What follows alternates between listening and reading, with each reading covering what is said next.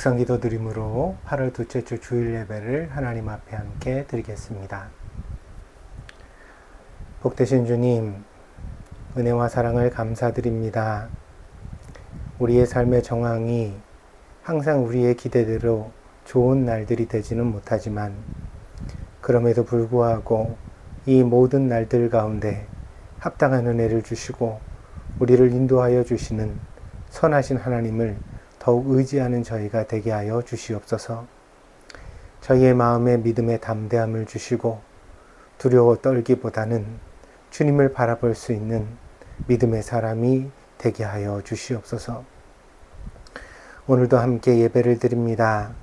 어디에서 어떤 문제와 어떤 환경 가운데 예배를 드리든지 간에 사랑하는 성도들에게 주님께서 합당한 은혜를 주시고 지혜를 주시고 믿음으로 인도하여 주시기를 간절히 원합니다. 주님이 함께 하시는 복된 시간이 되게 하여 주시옵소서. 감사를 드리며 예수님의 이름으로 기도했습니다. 아멘.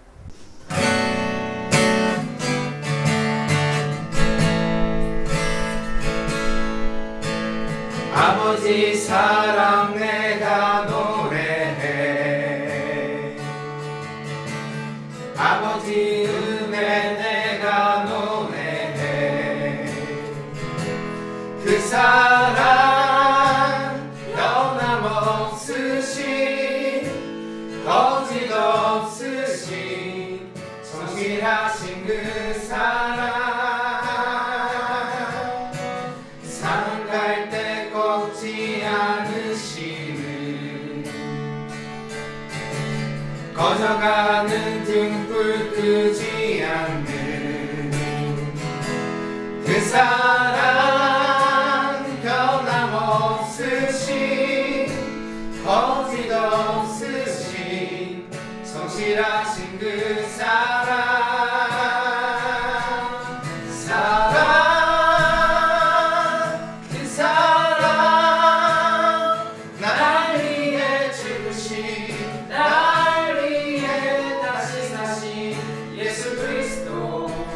다시 오실 그 사랑. 죽음도 생명도 천사도 하늘의 어떤 권세도 끊을 수 없는 영원한 그 사랑 예수.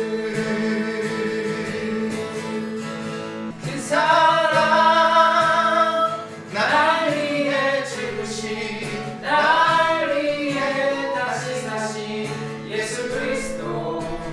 다시 오실 그 사랑. 죽음도 생명도 천사도 하늘의 어떤 권세도 끊을 수 없는 영원한 그 사랑 예수.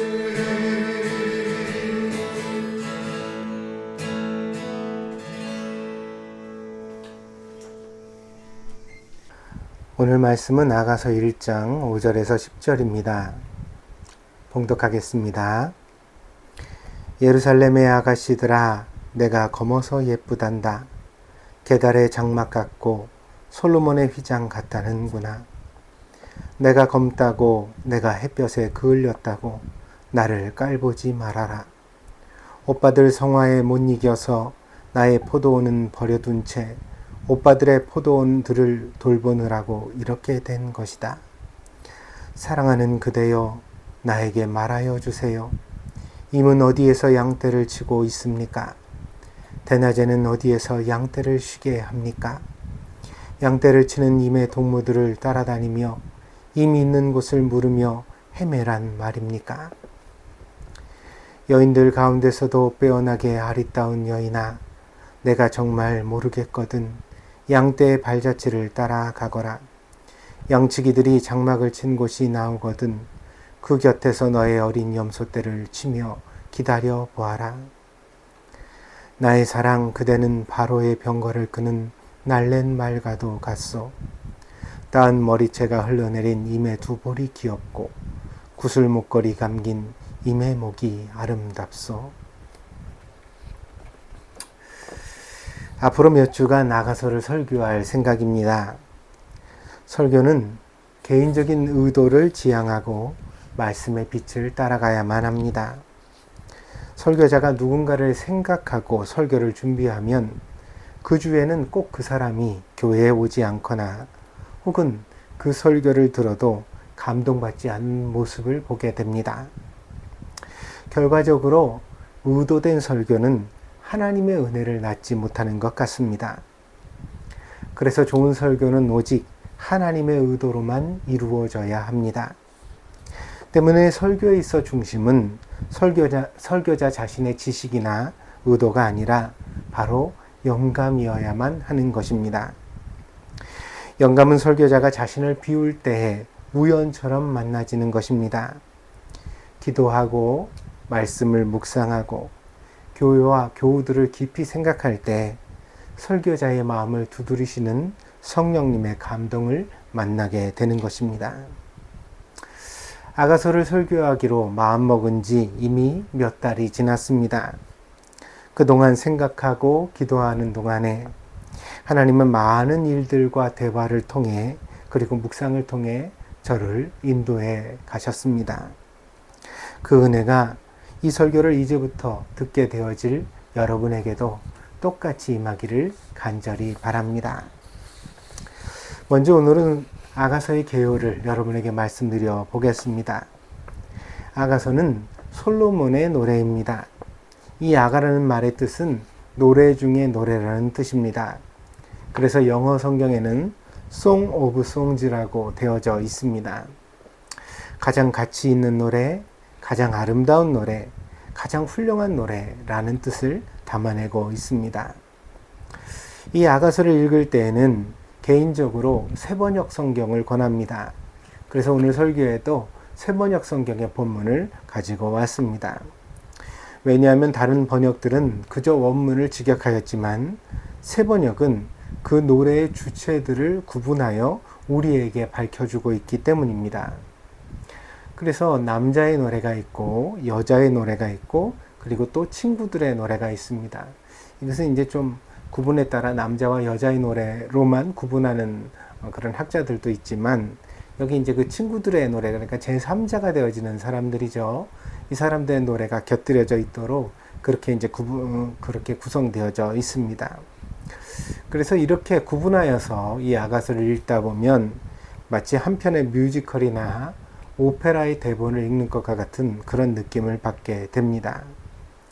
같은 노랫말이라 하더라도 그것을 남자가 부르는지 혹은 여자가 부르는지 혹은 친구들이 부르는지에 따라서 그 느낌이 전혀 달라질 수 있지 않겠습니까? 그래서 이 노래의 내용을 보다 더 깊이 살피고 이해하는데 이 세번역 성경이 훌륭한 바탕을 우리에게 제공하고 있다고 생각합니다.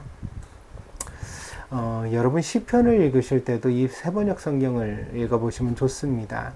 왜냐하면 이 고어체의 그 개역 성경이나 개역 개정판 성경은 조금 딱딱한 감이 없지 않잖아요. 그런데 이 세번역 성경은 시라는 그런 장르를 잘 살려서 시편을 번역하고 있거든요. 그래서 조금 더 감동을 받을 수 있는 그런 본문이 되어지기도 합니다. 여러분 참고해 보시기를 바랍니다. 아가서의 주인공은 솔로몬 왕과 그의 연인인 술람미 여인입니다. 이 술람미 여인이라는 말은 고유명사는 아닙니다. 그러니까 혹시라도 이 여자의 이름이 술람미다 이렇게 이해하시면 안 되고 이 술람미가 아마도 그 여자의 출신지가 아닐까 이렇게 생각되고 있습니다.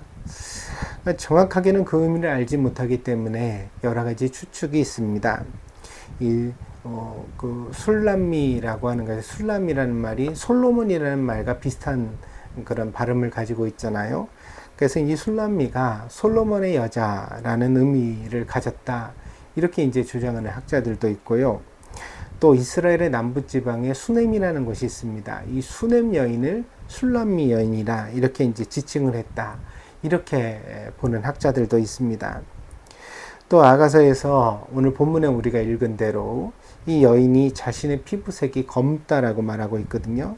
그래서 이를 바탕으로 어떤 해석도 하느냐면 이 아프리카 부족 중에 술람미 부족이 있었다는 것입니다. 그래서 이 아프리카 출신의 여인을 솔로몬이 사랑하게 되어서 술람미 여인이라 불렀다, 이렇게 말하기도 합니다. 근데 이제 오늘 우리가 읽은 본문과 연관하여서 좀 더 드라마틱한 해석이 있습니다. 그것이 무엇이냐면, 이 솔로몬 왕이 많은 정복지를 가지고 있었고, 또 그곳에 여러 사유지를 가지고 있었다고 합니다. 그러니까 왕이 모든 나라의 재산을 독점할 뿐 아니라 왕의 개인적 재산도 있었다는 것을 알 수가 있거든요. 근데 이제 솔로몬이 개인적으로 자기가 가지고 있는 여러 사유지를 시찰할 때가 있었는데, 그 중에서 이제 남부에 있는 포도원을 시찰하는 중에 이 만난 여인이 바로 술람미 여인이라는 것입니다. 그래서 이제 이 평상복을 입고 왕의 신분을 감춘 채 남부지방의 어느 포도원에 들어갔는데, 거기서 하는 아리따운 여인이 몹시 열심히 일하는 것을 이제 솔로몬 왕이 목격하게 되었다. 이제 오늘 우리가 읽은 본문에도 잠시 언급이 되어지지만, 두 오빠가 있었다고 그래요. 이 술람미 여인에게는. 근데 그 오빠들이 게을러서 자기 몫의 포도원을 돌보지 않고 방치한 것을 이제 이 술람미 여인이 대신해서 그 포도원까지 열심히 일하고 있었다고 합니다. 그때 이제 솔로몬 왕이 나타나서 너무 이 여자가 혼자 애를 쓰니까 옆에서 이제 일을 도와주게 되었고, 그러다가 이 여자의 진실성, 그리고 열심히 일하는 모습, 이런 것에 이제 매력을 느껴서 사랑하게 되었다. 그래서 나중에는 이 솔로몬 왕이 이 술람미 여인을 자신의 왕궁으로 데려다가 이제 왕비를 삼았다, 이렇게 보기도 합니다. 그래서 이제 이 술람미 여인은 어쨌든 간에 시골 출신의 여인이다. 그리고 솔로몬 왕에 비하여서는 신분이 매우 낮은 그런 사람이었다. 이런 것들을 우리가 염두에 두고서 이 아가서를 보면 되겠습니다. 아가서는 구도만 달콤한 것이 아니라 그 내용도 달콤합니다. 서로를 향한 사랑의 고백이 아주 노골적으로 묘사되어져 있고요. 그리고 또 성적인 묘사들도 적지 않게 나오고 있습니다. 때문에 경건했던 그 경건을 나름 추구했던 중세 교회는 과연 아가서를 성경에 넣어도 되는가라는 문제를 가지고서 논쟁이 일어났었다고 합니다. 그래서 조선시대로 말하면 남녀 상열지사인데, 이걸 갖다가 성경이라고 우리가 부르고 하나님의 말씀으로 삼아서 예배를 드릴 수 있겠느냐, 이렇게 이제 비하하는 사람들의 주장이 등장했었다고 합니다. 그러나 아가서는 틀림없는 하나님의 말씀으로 확정되었습니다. 왜냐하면 신약의 성경에서 예수 그리스도와 교회의 관계를 남편과 아내의 관계로 비유하고 있거든요. 근데 이런 구도를 바탕으로 이 아가서를 보면, 아가서는 틀림없이 그 신자들을 향한, 하나님의 백성을 향한 하나님의 사랑을 나타내는 하나님의 말씀이었기 때문입니다. 그래서 우리가 이 아가서를 통해 우리를 향한 하나님의 사랑이 어떠한지를 다시 한번 깊이 깨닫고 명심할 수 있게 된다 하겠습니다. 아가서는 신자를 향한 하나님의 끝없는 사랑을 설명하는 책입니다. 그래서 솔로몬을 그리스도 혹은 하나님으로 두고, 술람미 여인을 성도들 혹은 우리 자신으로 두고서 묵상해 가면 좀 더 이 아가서를 정감 있게, 그리고 감동 있게 이해할 수 있게 될 것이라 생각합니다. 그래서 이제 제가 더욱 이 세번역 성경의 번역을 여러분에게 좀 권하는 까닭입니다. 왜냐하면 이 말씀이 그 주체가 다르다고 그랬죠. 노래 중에서 이 남자의 노래가 있고 여자의 노래가 있고 친구들의 노래가 있는데, 여기서 이제 남자의 노래는 어떤 그 교회를 향한 하나님의 심정으로 우리가 읽고, 또 여자의 노래는 주님을 향한 성도들의 노래로 읽으면서 이 아가서를 우리가 묵상해 갈 수 있겠습니다. 자, 여기까지가 제가 해드릴 수 있는 아가서의 서론입니다. 더 자세하게 설명을 해나가면 서론만 하다가 몇 주가 지나갈 것 같으니까 나머지는 여러분의 관심과 노력에 일단 맡기고자 합니다. 여러분이 관심을 가지고 조금만 검색하시면 좋은 설교들, 또 블로그의 글들, 그리고 또 성경사전과 같은 내용들을 인터넷에서 쉽게 찾으실 수 있을 테니까 여러분이 일단 이 아가서에 대하여 관심을 가져보시라고 권하고 싶습니다.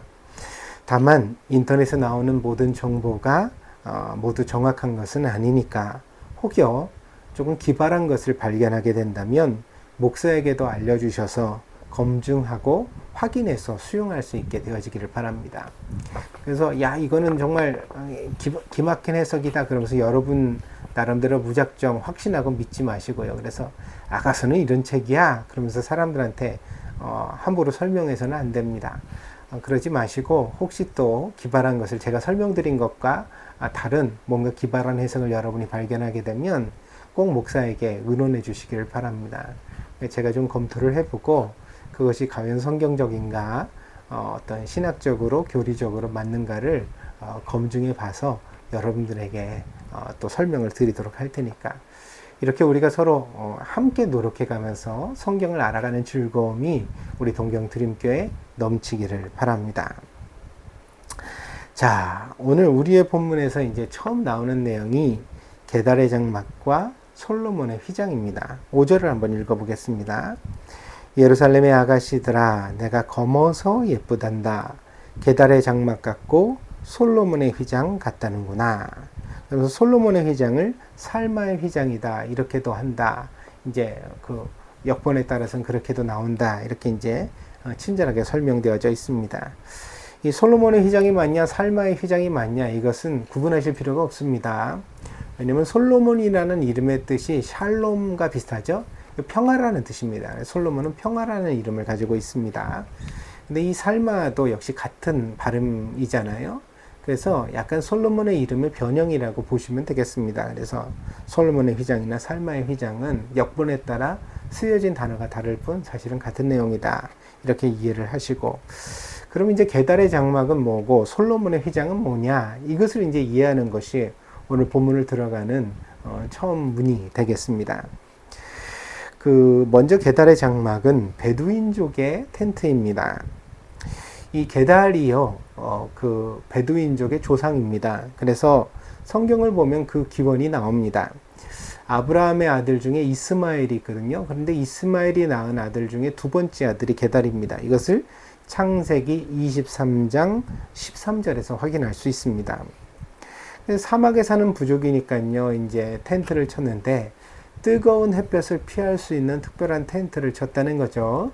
그래서 염소 가죽, 동물의 가죽으로 만든 텐트였다고 합니다. 제가 지금 베두인족의 텐트를 갖다 여러분에게 보여드리겠습니다. 이 동물 가죽으로 만든 이 두꺼운 텐트는요, 오랫동안 햇볕과 바람에 시달리다가 점점 더 퇴색해서 이렇게 검고 우중충한 빛을 띄어갔다고 합니다. 사람의 피부가 사막에 치는 텐트와 같다고 비유를 한다면 조금 좋지 않은 비유죠. 그러니까 뭐라고 말할까요? 너무 좀 촌스럽다고 말할까요? 초라하다고 말할까요? 그런 비유가 되겠습니다. 게달의 비유, 게달의 장막이라는 비유는 결국 이 술람미 여인이 자기 자신을 비하하는 비유에 해당합니다. 근데 그 다음에 나오는 솔로몬의 휘장은 전혀 다릅니다. 이 솔로몬의 휘장은 성막을 가리킵니다. 그래서 하나님의 텐트였던 성막도 외부는 동물의 가죽으로 이제 수달의 가죽이라고도 되어져 있는데 같이 검은 빛의 그런 가죽입니다만 조금 고급스러운 가죽입니다. 그래서 이제 검은 빛을 똑같이 띠지만 그러나 그 안에는 겹겹이 이제 좀 더 화려하고 좋은 것으로 이루어져 있고 그 안에는 아주 성스러운 물건들이 들어져 있잖아요. 그래서 이제 겉은 검소하지만 속은 화려하고 알찬 모습을 이 솔로몬의 그 휘장이라고 말할 수가 있겠습니다. 그런 면에서 이 같은 절 안에 두 가지 표현이 함께 상쇄되어져 있습니다. 하나는 게달의 장막이라는 표현인데 이것은 외모에 대한 핸디캡을 가리키고요. 그리고 또 그 솔로몬의 휘장이라는 표현은 어떤 내적인 긍지를 보여주는, 그러니까 겉은 비록 거칠고 아름답지 못하지만 그러나 내면은 참 고귀하고 아름다운 모습을 갖추고 있다라는 그런 어떤 표현을 함께 나타내고 있는 것입니다. 여러분에게 사랑은 무슨 의미를 가졌습니까? 몇 달 전에 소개해드렸던 톨스토이의 단편 사람은 무엇으로 사는가라는 단편 소설에서 톨스토이는 사람은 결국 사랑으로 산다라고 말하고 있습니다. 사람에게 사랑이 없으면 삶은 공허하고 결핍과 갈증으로 고통하는 것이 되고 맙니다. 때문에 사랑은 누구에게나 필수적인 것입니다. 연인을 사랑하는 것도 좋은 방법이고 그것이 불가능할 때에는 친구나 혹은 이웃이라도 반드시 사랑해야만 합니다. 목회를 하다 보면 자신의 결핍이 무엇인지를 제대로 파악하지 못하는 사람들을 만나게 됩니다. 어떤 사람은 학력이 부족해서 자신이 대중 앞에 한없이 부끄럽다고 생각하는 분이 있는데 과연 그럴까? 또 어떤 분은 돈이 없어서 자신이 한없이 불행하다고 느끼는 분도 있습니다. 근데 과연 그럴까? 그리고 아주 가끔은 교회에서 이런 분을 또 만날 수 있는데 자신은 신앙이 부족해서 정말 하나님 앞에 한없이 부끄러운 사람이다 이렇게 고백하는 분도 있습니다. 그러나 이런 분들의 부족은 사실 특별한 것이 아닙니다. 무슨 이야기냐면 그 사람만 특별히 그렇게 부족한 것이 아니라 모든 사람이 이런 부족함을 가지고 인생을 살아간다는 거죠. 도대체 얼마나 배워야 학력이 사람을 떳떳하게 만들 수 있겠습니까?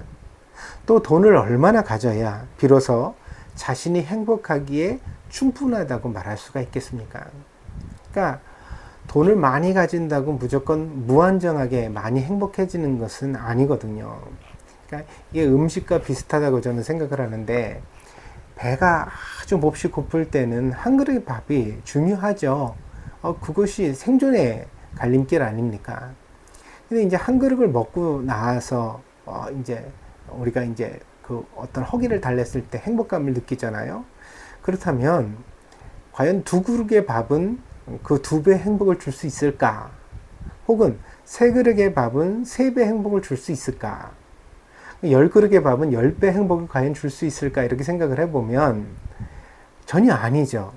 왜냐하면 배고팠기 때문에 그 한 그릇의 밥이 그렇게 절실했던 거거든요.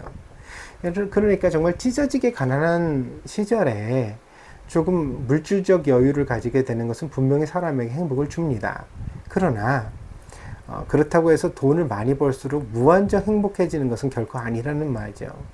응? 그럼 물론 뭐 없는 것보단 있는 게 조금 낫다고 생각할 수 있겠습니다만 그러나 행복의 결정적 조건이 전부 다 돈은 아니라는 것입니다. 신앙 또한 그렇습니다. 우리가 얼마나 큰 믿음을 가지면 과연 주님 앞에 떳떳하게 설 수 있겠습니까? 아무리 큰 믿음을 가져도 우리는 주님 앞에 부끄러울 수밖에 없습니다. 그러니까 인생은 결국 부족하고 결핍된 채로 살아가는 것입니다. 다만 그 결핍을 채우고 덮어주고 치유하는 것이 바로 사랑이라는 하나님의 은혜인 것입니다.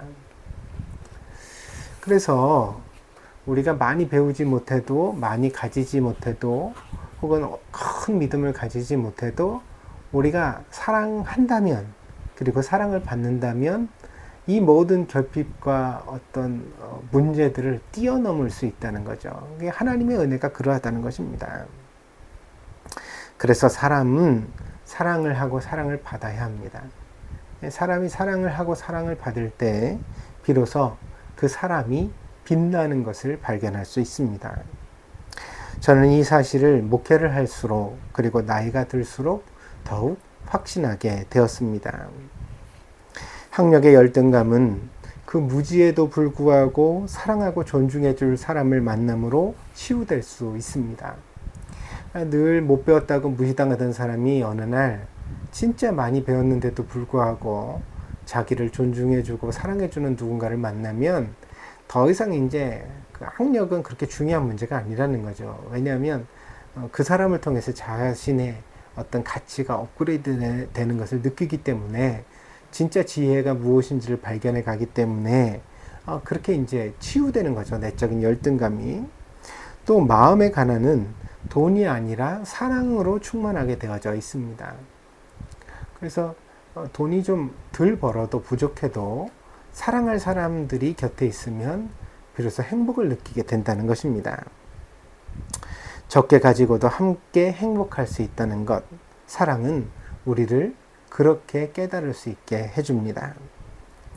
하나님 앞에 우리가 가져야 하는 믿음도 태산을 움직이는 믿음이 아니라 그렇게 태산을 움직이는 일이 일어나지 않을지라도 여전히 선하시며 우리를 인도하시는 하나님을 믿는 사랑입니다. 사람을 향한 사랑, 하나님을 향한 사랑이 없이 우리는 현실 속에서 구원받을 수 없으며 불행에서 벗어날 수 없는 것입니다. 그래서 우리가 누군가를 사랑하고 또 하나님을 사랑하는 것을 정말 갈망해야만 합니다. 그래서 우리가 사랑의 사람이 될 때 비로소 우리가 이 현실의 고통의 문제에서 헤어나서 스스로 만족하게 되고 또 빛을 발하게 되고 또 행복하게 되어진다는 것입니다. 호주의 퀸즈랜드라는 곳이 있습니다. 여기 이제 어떤 지방인데요. 이 퀸즈라는 지방에 있는 곳에서 한 여인이 병으로 죽어가고 있었습니다. 아무도 그녀를 도울 수가 없었습니다. 어느 날 이제 아주 큰 고통 속에 이 여자가 이제 있어서 구급대원들이 출동을 했는데 이제 그녀를 병원으로 이송해 가도 더 이상 병원에서 해줄 치료가 없었습니다. 그래서 남은 것은 죽기 직전의 고통을 완화시켜주는, 한마디로 말하면 몰핀과 같은 진통제를 투여하는 것 외에는 여자에게 해줄 일이 더 이상 없었습니다. 그래서 병원으로 실려가는 앰뷸런스 안에서 여자에게 이제 산소호흡기를 연결해주고 옆에서 구급대원들이 지키고 있었는데 이 산소호흡기를 쓴 여인이 아주 힘겹게 구급대원에게 이런 부탁을 했습니다. 마지막으로 바다를 한번 보고 싶어요. 그녀의 간절한 눈빛을 마주한 구급대원은 그녀의 요청을 거절할 수가 없어 망설였습니다. 그러다가 결심한 듯이 동료에게 말을 했고 결국 앰뷸런스는 병원으로 가던 길을 돌이켜서 바다를 향해 가게 되었습니다. 구급대원은 침대에 실려있는 여자를 앰뷸런스에서 내려서 해변가에서 바다를 바라볼 수 있도록, 장엄한 석양을 바라볼 수 있도록 조처해 주었습니다. 한참 동안 여자가 침묵 속에 조용히 바다를 바라보고 있었습니다. 그러자 구급대원이 그녀에게 물었습니다. 지금 무슨 생각을 하십니까? 여인은 아주 감격스러운 눈빛으로 구급대원에게 이렇게 대답했습니다. 나는 지금 평화 속에 있습니다. 이 모든 것이 너무나 완벽합니다. 그녀와 구급대원이 이런 대화를 나누는 장면을 이 구급대원의 동료가 뒤에서 핸드폰 카메라로 촬영을 했습니다. 바로 이 장면입니다. 이 한 장의 사진을 통하여 이 여인과 구급대원의 참 따뜻한 사연이 사람들에게 소개되었습니다. 이 사진을 접한 사람들은 이렇게 댓글을 달았습니다. 사실 우리에게 필요한 것은 약이나 구조기술이 아니라 작은 공감일지도 모른다. 그러니까 여러분, 우리가 아무리 노력을 해도 인간의 운명을 전부 다 바꾸지는 못합니다. 그러니까 아픈 사람은 아프고 죽는 사람은 죽고 가난한 사람은 가난하고 또 힘든 사람은 힘들게 삶을 살지요. 그걸 우리가 정말 애타게 옆에서 따뜻한 마음을 가진다고 해서 환경이 확 달라지고 모든 고통의 문제를 해결할 수 있는 것은 아닙니다. 그러나 적어도 곁에서 누군가 따뜻한 눈빛으로 봐줄 수 있는 사람이 있는 것과 없는 것은 분명히 다른 것입니다. 같은 고통을 받아들인다 하더라도 우리는 사랑을 통해서 사실은 이 모든 것들을 어떤 다른 느낌, 다른 시각으로 받아들일 수 있게 된다는 거죠. 그게 사람이라는 존재라는 것입니다. 오늘 술람이 여인은 검은 피부를 가졌습니다. 그녀의 태생이 그러한지 아니면 그녀의 가난한 처지와 많은 노동이 그녀를 그렇게 만들었는지 우리는 확실히 알지 못합니다. 다만 그녀의 검은 피부가 그녀는 몹시 부끄럽고 속상했던 것 같습니다. 그러나 이 술람이 여인이 솔로몬을 만났을 때 이 지혜로운 남자는 여인에게 이렇게 말해 주었습니다. 당신은 검으나 아름다워요. 당신은 겉은 검소하지만 속은 보물로 가득 차 있는 하나님의 성막 같은 사람입니다. 당신의 오빠들을 위해 당신이 희생하는 모습을 보면서 나는 깊이 감동했답니다. 사랑하는 사람의 한마디가 우리의 세계를 바꾸어 놓을 수 있습니다. 없던 자존감이 생겨났고 사랑의 기쁨을 알게 되었으며 그녀는 그때부터 한 남자를 애타게 기다리고 그를 위해서 준비하는 여자가 되게 되었습니다. 사랑하는 여러분, 예수님이 우리에게 원하시는 모습도 이와 같다고 생각합니다.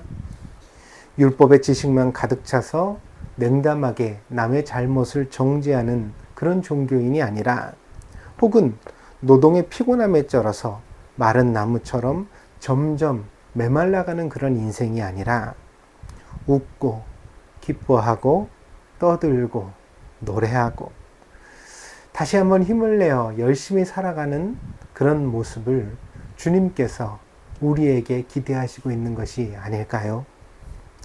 그리고 예수님은 우리가 이런 모습을 회복할 수 있도록 우리를 사랑하시고 있습니다.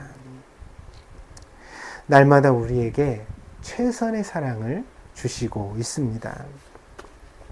그래서 주님이 우리에게 하시는 성경의 메시지는 간단합니다.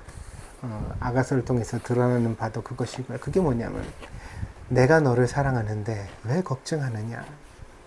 내가 너를 사랑하는데 왜 슬퍼하느냐? 내가 너를 이렇게 사랑하는데 왜 두려워하느냐? 그것이 바로 예수님께서 오늘 우리에게 들려주시고 싶은 목소리라고 저는 생각합니다. 얼마 전에 우리 집사님 한 분이 아이들을 데리고 한국에 들어가셨습니다. 갈 때만 해도 오랜만에 귀향에 먹고 싶은 것도 많고 가고 싶은 곳도 많고 만나고 싶은 사람도 많아서 설레는 심정을 가지고 한국에 가셨습니다. 그런데 들어가신 후에 이번 주에 연락이 왔습니다. 공항 통과할 때까지는 그래서 입국 심사를 하고 나서 또 코로나 검사를 받거든요. 그런데 거기서 음성이 나왔답니다. 그러니까 일본에서도 안전하게 지냈고 한국에도 무사히 들어갔던 것이죠. 그런데 그만 한국에 들어가 일주일도 안 돼서 코로나 확진을 받게 되었다는 것입니다.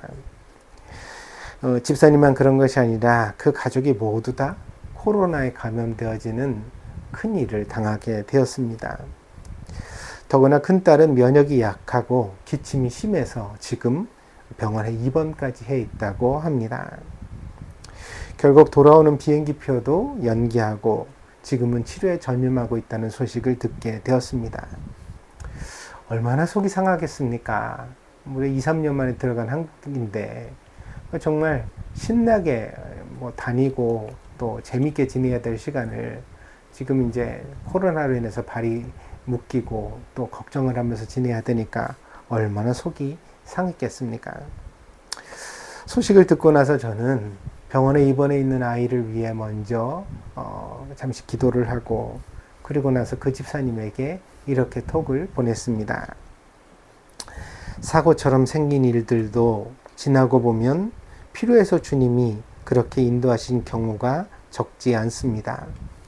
식구들이 모두 아픈 것은 마음 아픈 일이지만 이 일을 통해서도 주님이 주시는 은혜가 분명히 있을 것이라 기대합니다. 아무것도 염려하지 말고 잘 치료하고 회복되어 건강하게 돌아오세요. 그렇습니다.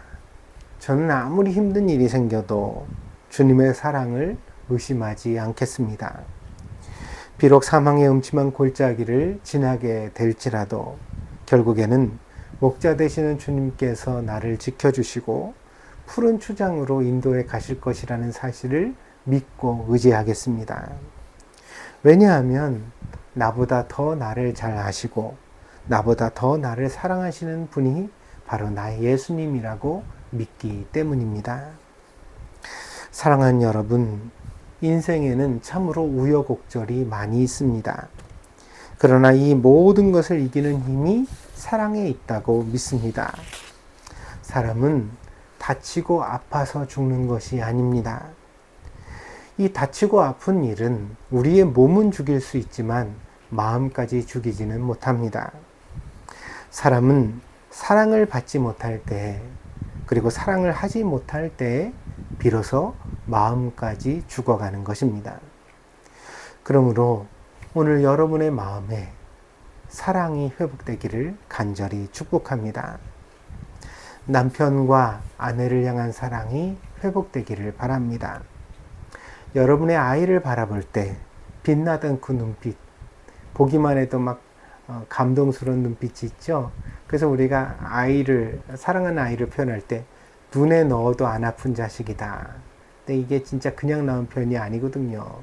눈에서 꿀이 떨어진다고 그러죠. 여러분이 아이를 볼 때 그렇게 보던 시절이 있었습니다. 그런데 언제인가부터 이제 아이를 부담으로 여기기 시작하고 또 아이를 평가하기 시작하고 아이에 대해서 뭔가 잔소리할 거리를 찾기 시작하고 의심하기 시작하고 그러면 이제 그러면서부터 여러분의 눈빛은 불안으로 흔들리고 불행에 빠져버리고 마는 거거든요. 근데 이제 아이를 향한 근본적인 사랑이 여러분에게 회복되길 바랍니다. 그냥 보기만 해도 그냥 떨리는 눈빛, 그냥 내 눈앞에 보여지는 것만으로도 좋은 그 마음이 곧 사랑이니까 그 사랑이 여러분에게 회복되기를 간절히 바랍니다. 친구를 향한 사랑, 이웃을 향한 사랑도 회복되기를 바랍니다. 그래서 여러분 좋은 관계를 함부로 버리지 마십시오. 또 여러분이 누군가를 사랑할 수 있다면 그것을 귀히 여기십시오. 그래서 여러분이 늘 사랑을 하고 또 사랑을 받는 사람이 되기를 진심으로 축복드립니다. 그래야 주님을 향한 여러분의 사랑도 회복될 수 있을 것이기 때문입니다. 그래서 이 하나님을 향한 사랑과 이웃을 향한 사랑은, 사람을 향한 사랑은 다른 것이 아니거든요. 동전의 양면과 같이 하나입니다. 그렇기 때문에 우리가 사람을 사랑하지 않으면서 하나님을 사랑한다고 하는 것은 거짓말하는 것입니다. 그래서 여러분 안에 참된 사랑이 회복되기를 바랍니다.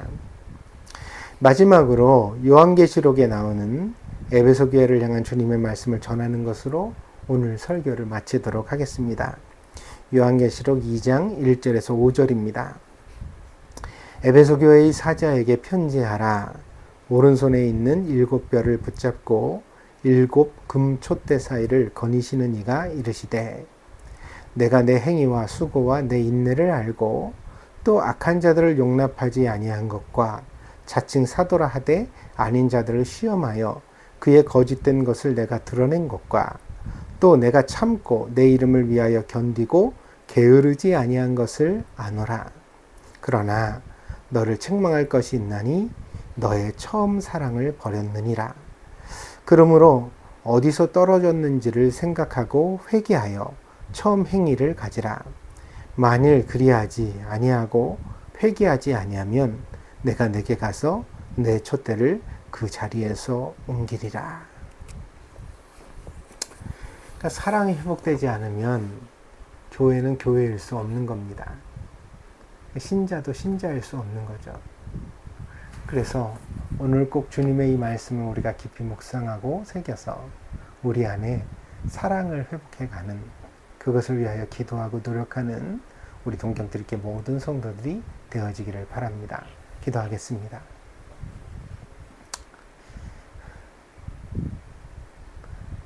존귀와 영광을 받으시기에 합당하신 우리의 참 선한 목자가 되시는 주님, 오늘 주님께서 여전히 우리를 인도하시며 우리를 붙잡고 계신 것을 믿습니다.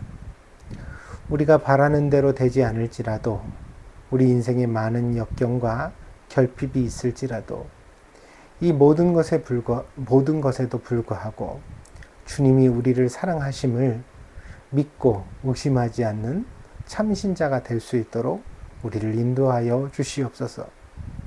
그 주님의 사랑 안에서 우리의 모든 열등감을 극복하게 하시고 우리의 모든 단점조차 노래가 되게 하시는 참된 은혜를 경험하는 저희가 되게 하여 주시옵소서.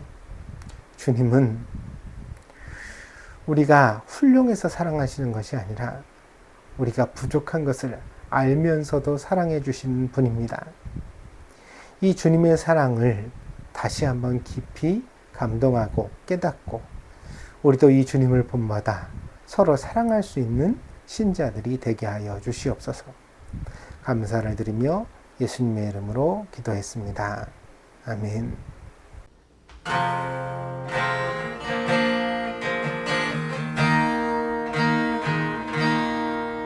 주 사랑이 나를 숨쉬게 해.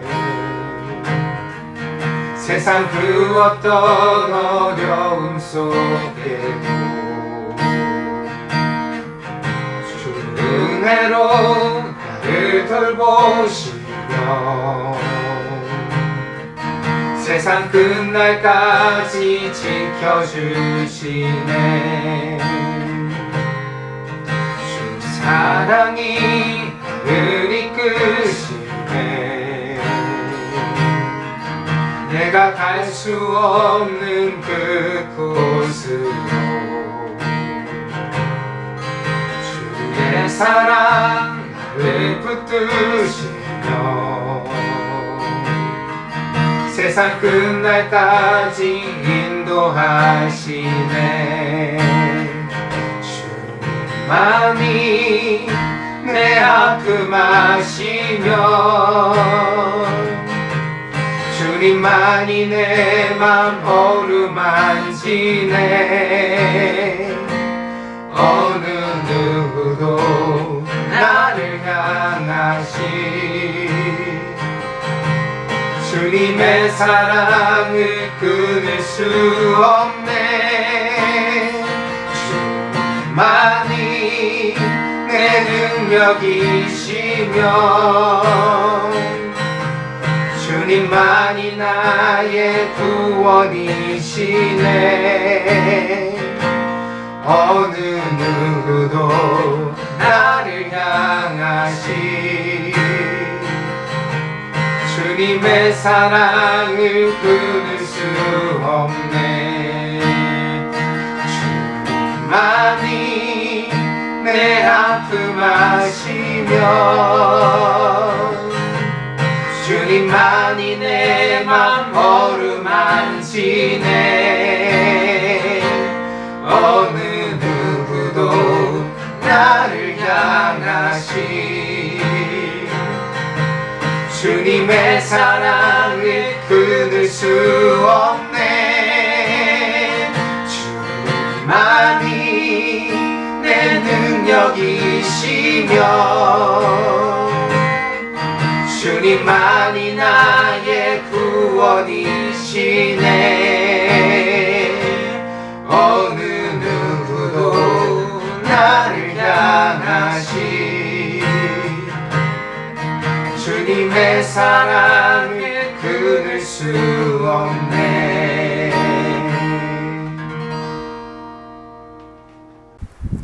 광고 말씀드리겠습니다. 계속해서 코로나 상황이 좋지 못하여 우리가 이 온라인 예배를 드리고 있습니다. 8월 한 달 동안에는 온라인 예배를 계속 드리자고 우리 교회 집사님들과 논의가 되었습니다. 9월 첫 주부터 다시 오프라인 예배를 열 계획이니까 여러분들 그렇게 하시고 준비해 주시고 당분간은 각기 처소에서 예배를 드려 주시기 바랍니다. 예배만 이렇게 드릴 뿐이 아니라 예배를 이렇게 드릴 만큼 지금의 상황이 엄중하고 코로나가 널리 퍼지고 있는 상황입니다. 다시 한번 방역에 힘써 주시고 또 스스로 삼가하고 조심해 주시기를 바랍니다. 물론 예전과 같이 두렵고 치명적인 것은 아니지만 그러나 이 전염병을 우리가 함께 힘을 합하여 이겨내야 되지 않겠습니까?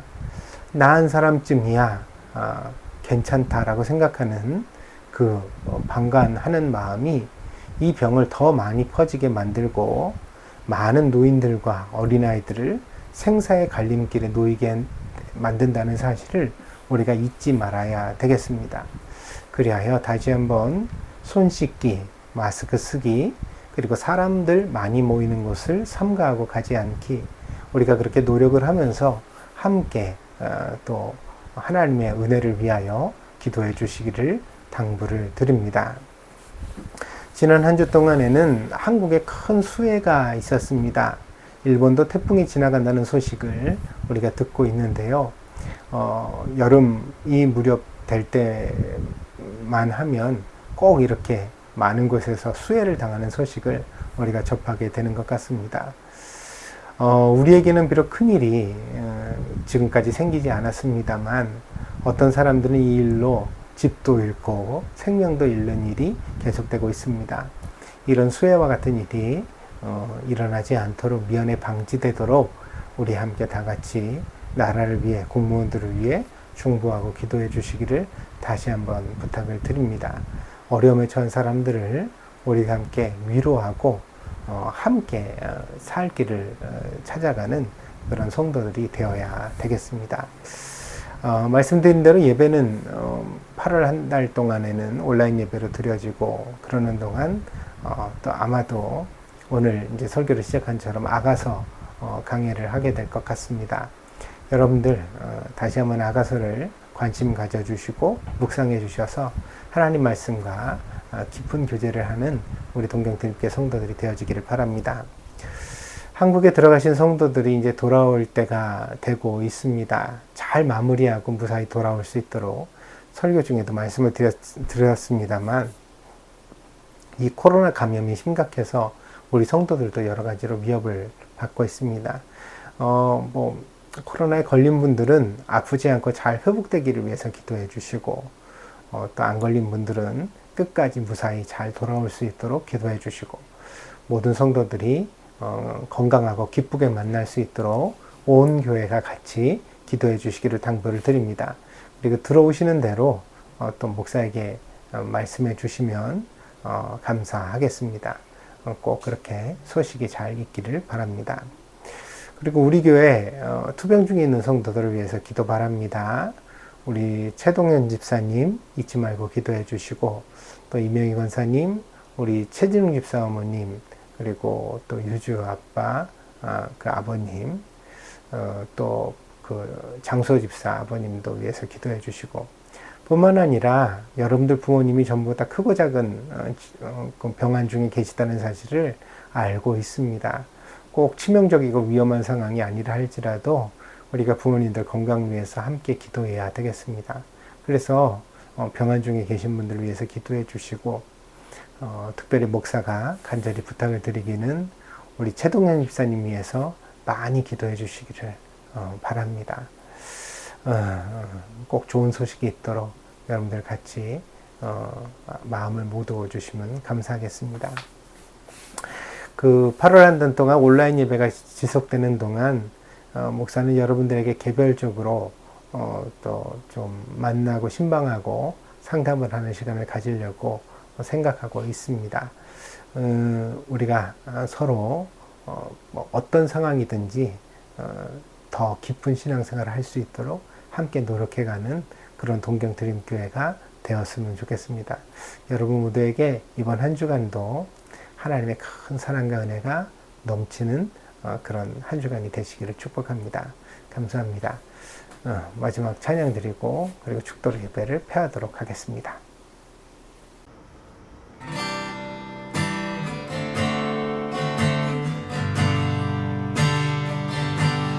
오소서 주님 나의 마음을 선한 것 하나 없습니다. 그러나 내 모든 것 주께 드립니다. 사랑으로 안으시고 날 새롭게 하소서. 주님 마음 내게 주소서. 내 아버지 주님 마음 내게 주소서. 나를 향하신 주님의 뜻이 이루어지도록 주님 마음 내게 주소서. 내게 사랑을 가르치소서. 당신의 마음으로 용서하게 하소서. 주의 성령 내게 채우사 주의 길 가게 하소서. 주님 당신 마음 주소서. 주의 성령 내게 채우사 주의 길 가게 하소서. 주님 당신 마음 주소서. 주님 마음 내게 주소서. 내 아버지 주님 마음 내게 주소서. 나를 향하신 주님의 뜻이 이루어지도록 주님 마음 내게 주소서.